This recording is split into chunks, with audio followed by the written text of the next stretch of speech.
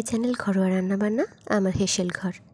আজকে আমার হেসেলে একটা দুর্দান্ত স্বাদের রেসিপি। হ্যাঁ, তালের বড়া। খেতে দারুণ লাগে। তালের বড়া পছন্দ করে না এমন মানুষ বোধহয় খুব কমই আছে। আর আজকে আমি একটা তাল দিয়ে দু ধরনের তালের পিঠা করে দেখাবো। তার জন্য প্রথমে একটা তাল ওপর থেকে খোসাটা ছাড়িয়ে নেব। এবারে তালটা ভেঙে নিয়ে এভাবে হাত দিয়ে একটু মেখে নিয়ে একটা গ্রেটারের সাহায্যে এভাবে করে তালের রসটা বের করে নিতে হবে।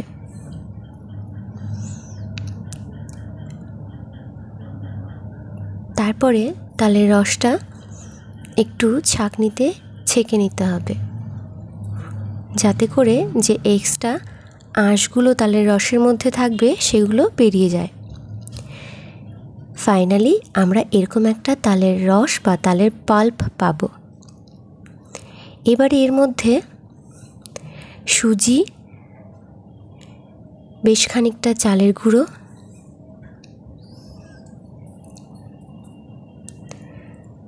কিছুটা চিনিটা আর দেব খুব সামান্য পরিমাণে একটু আটা। হ্যাঁ, যেটা বলছিলাম, চিনিটা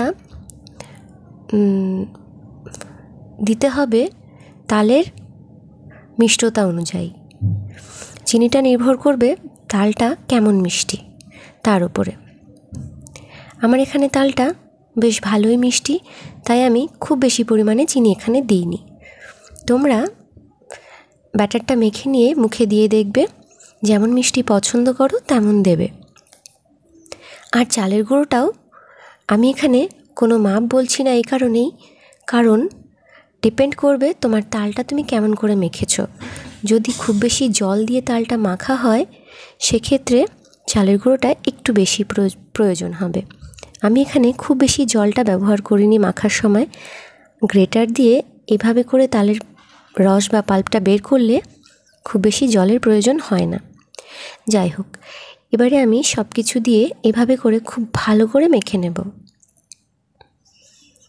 ব্যাটারের ঘনত্বটা ঠিক এরকম হবে। খুব বেশি পাতলা হলে বড়াটা ভালো হবে না, আবার খুব বেশি শক্ত হয়ে গেলেও বড়াটা হার্ড হয়ে যাবে।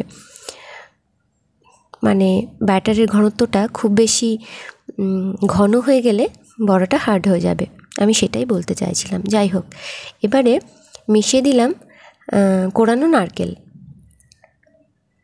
আবারও খুব ভালো করে একটু মিশিয়ে নেব। ঠিক এরকম ঘনত্বটা রাখতে হবে। এবারে কড়াইয়ে বেশ খানিকটা সাদা তেল গরম করে খুব ভালো করে তেলটা আগে গরম করে নিতে হবে। তারপরে আঁচ কমিয়ে তালের ব্যাটার থেকে একটু একটু করে বড়ার আকারে দিয়ে দেব।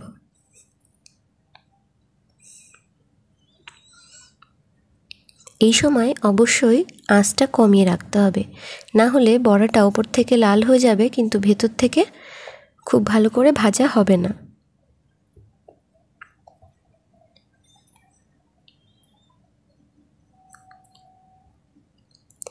এভাবে করে আমি অল্প অল্প করে দিয়ে খুব ভালো করে ভেজে নেব।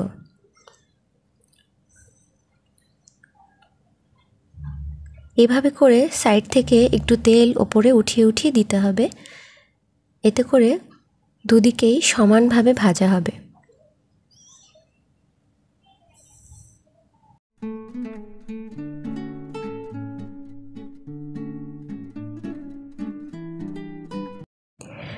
বড়ার কালারটা যখনই এরকম গোল্ডেন ব্রাউন হয়ে যাবে তখন বুঝতে হবে বড়াটা একদম রেডি। এবারে আমি নামিয়ে নেব। এভাবে করে অল্প অল্প করে আমি 2-3 বার করে ভেজে নেব।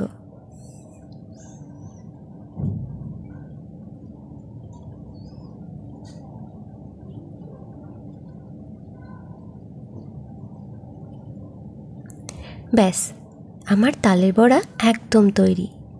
এবারে বানাবো কলা পাতায় তাল পিঠা বা পাতা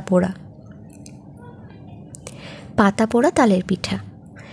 তার জন্য আমি কলা পাতা ছোট ছোট করে কেটে নিয়েছি। এবারে খুব ভালো করে ধুয়ে মুছে উপরে আমি একটু তেল ব্রাশ করে নিলাম, সাদা তেল। এবারে ওপর থেকে আমি যে তালের ব্যাটারটা দিয়ে আমি তালের বড়াটা তৈরি করলাম, সেই তালের ব্যাটারটাই দিয়ে দেব। খুব ভালো করে পাতলা করে ছড়িয়ে দেব।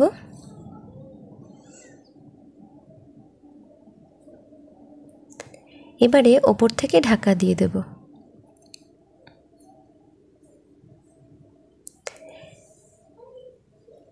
একটা তৈরি হয়ে গিয়েছে। এবারে আমি আরেকটা সেম প্রসেসে তৈরি করে নেব।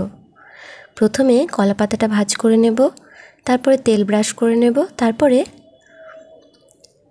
চামচে করে তালের ব্যাটারটা দিয়ে দেব, দিয়ে খুব ভালো করে ছড়িয়ে দেব। এটা আমি একটু অন্য প্রসেসে বানাচ্ছি। এবার আমি ওপর থেকে একটু কোরানো নারকেল দিয়ে দেব।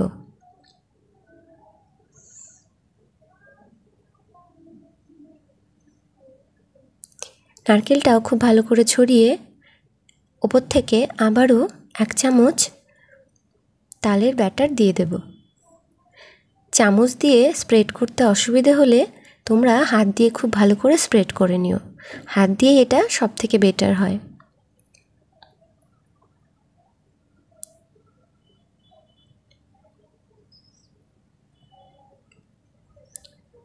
খুব ভালো করে এভাবে ছড়িয়ে দিয়ে ওপর থেকে ঢাকা দিয়ে দেব। ব্যাস, এভাবে করে আমি বেশ কয়েকটা তৈরি করে নেব। এবারে একটা তাওয়া গরম করে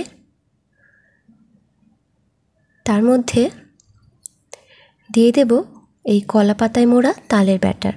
তাওয়াটা খুব ভালো করে গরম করে তারপরে আঁচটা কমিয়ে নেব।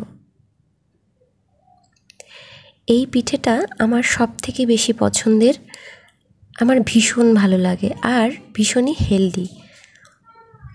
একদম ডিপ ফ্রাই নয়, কিন্তু খেতে দারুণ লাগে। আর এই কলা পাতার পোড়া যে গন্ধটা, একটা স্মোকি ফ্লেভার, এটা যেন এই তাল পিঠাটার ভীষণ ভালো লাগে। তোমরা একবার ট্রাই করে অবশ্যই দেখো। এবারে তোমরা চাইলে ঢাকা দিয়ে দিতে পারো, খুব তাড়াতাড়ি হয়ে যাবে। আর ঢাকা দিলে অনেক বেশি সফটও হবে। তবে আমি এখানে আর ঢাকা চাপা দিলাম না। এভাবে করেই দুপিঠ ভালো করে উল্টে পাল্টে তৈরি করে নেব।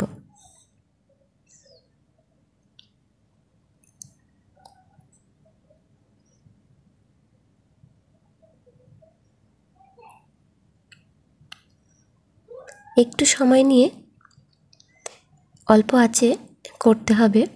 আর যেহেতু আমি পাতলা করে দিয়েছি, আমার খুব বেশি সময় এটা বানাতে লাগেনি। ব্যাস, একদম তৈরি। এভাবে পাতাটা পুড়ে পুড়ে গেলে নামিয়ে নেব। এই দেখো, দেখতে কত সুন্দর হয়েছে আর খেতেও ভীষণ ভালো। আমার তো খুবই পছন্দের। তোমাদের আমার রেসিপিগুলো কেমন লাগছে কমেন্ট বক্সে জানাতে ভুলো না কিন্তু।